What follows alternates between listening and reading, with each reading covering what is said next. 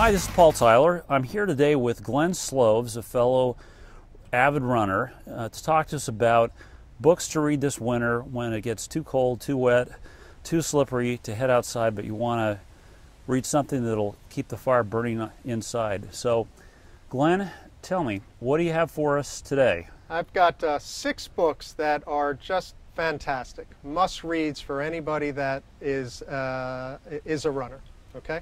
The first book is about Alberto Salazar, who was the 3-time New York City Marathon champion and the Boston Marathon champion.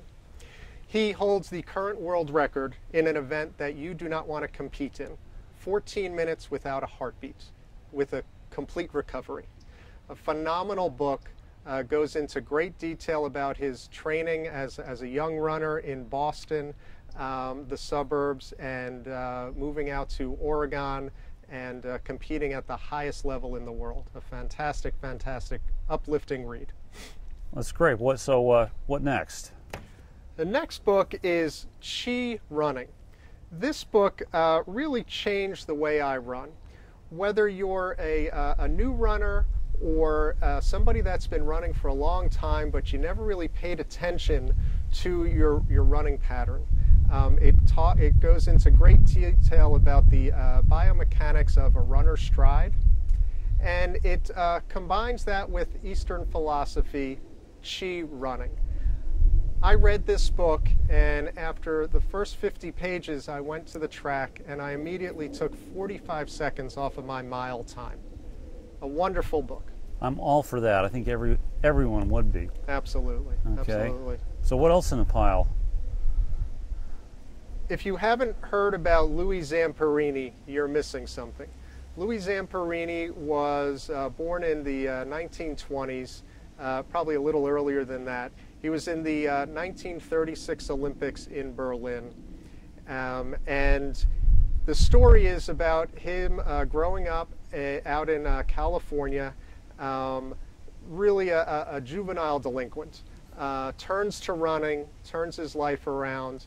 After the Olympics, joins the military and is shot down over the ocean near Japan, floats in a raft for like 75 days with no food and no water, ends up being captured by the Japanese and spend years in a prisoner of war camp, and survives and is still alive to this day, and just did miraculous work with a lot of children, getting them into running, and really a fantastic read. It's by Laura Hillenbrand, who wrote Seabiscuit.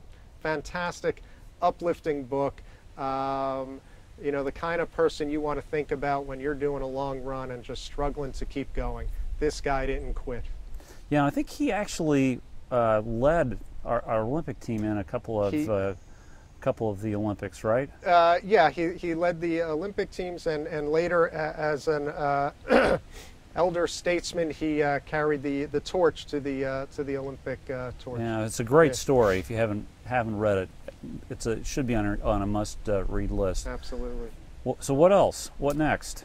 This book is this guy's crazy. Dean Karnazes, I believe I'm pronouncing that correctly, has been called the fittest man on the planet. Ran 50 marathons in 50 days in 50 different states.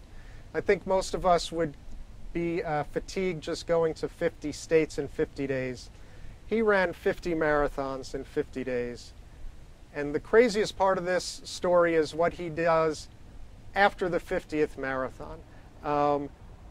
Really, just a shut up and run kind of read.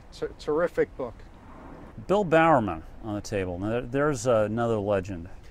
Bill Bowerman was the track and field coach at the University of Oregon for over 20 years. He was also the Olympic track and field coach.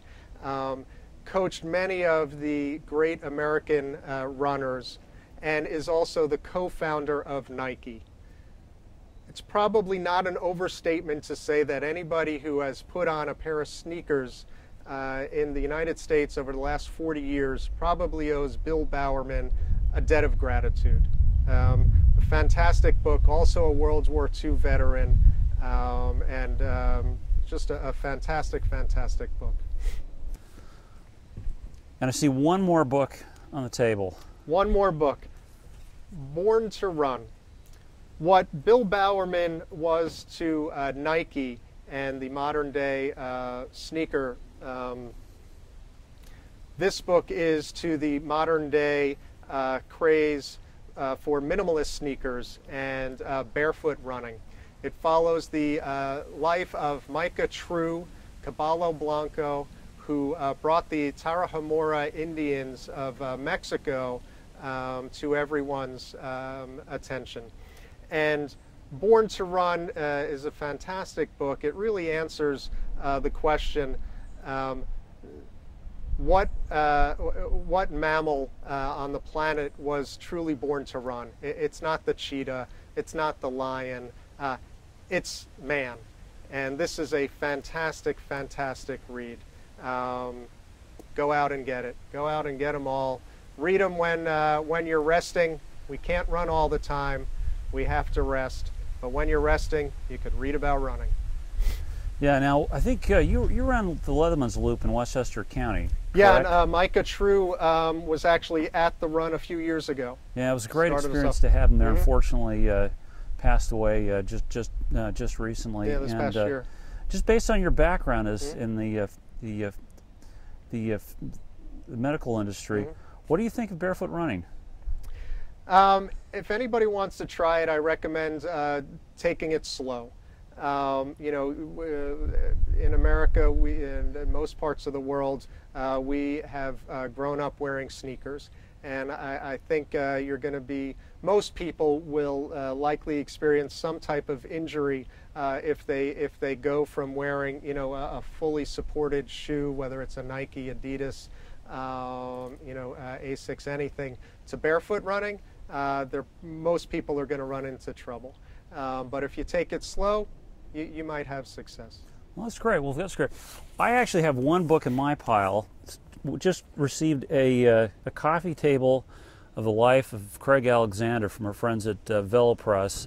They incidentally have come out with quite a few titles here just in the last month. Okay. And I think we'll take a look at those and maybe have more to share with you later. Excellent. But Glenn, thank you for your contributions. My pleasure. And glad to have you as a guest. And stay tuned. We'll bring more ideas for you to read over the, for at least for us in the Northeast, the cold, cold winter. Thanks.